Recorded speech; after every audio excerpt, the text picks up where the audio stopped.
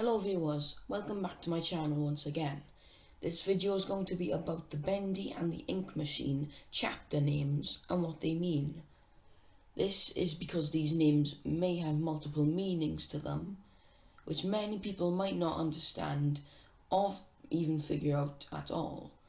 Without further ado, let's begin with the video.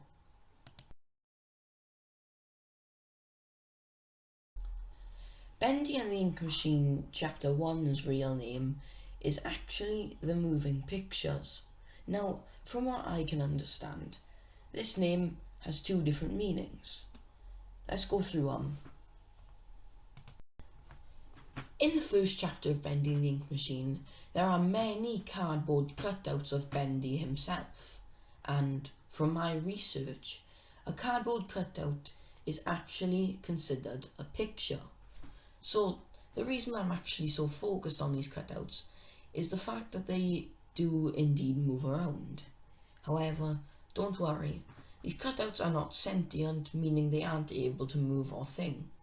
The music director of Joey Drew Studios, Sammy Lawrence, is actually the one behind the movement of these cardboard cutouts.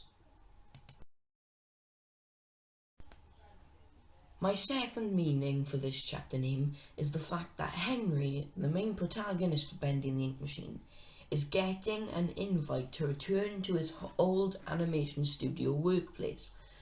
He probably thinks that Joey Drew is going to show Henry something to do with cartoons as he is going to animation studio.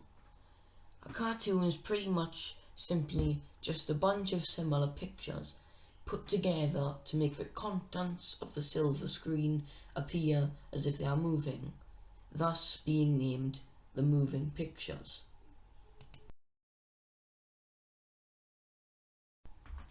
Bendy and the Ink Machine Chapter 2 has, in my opinion, the easiest meaning to its name.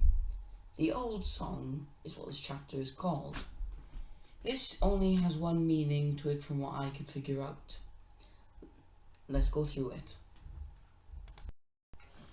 The meaning of Chapter 2's title, which is The Old Song, is that of which we must play Sammy Lawrence's favourite song. However, why is it called The Old Song instead of something along the lines of maybe his favourite song?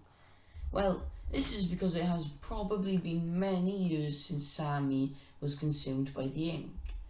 We can tell because his office has many webs inside.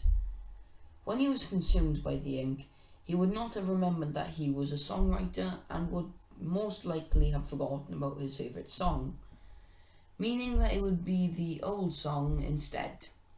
The reason I know how Sammy would have forgotten his favourite song is that in Chapter 5 of Bendy and the Ink Machine, Alison Angel says that she does not remember whom she was before she was consumed by the ink.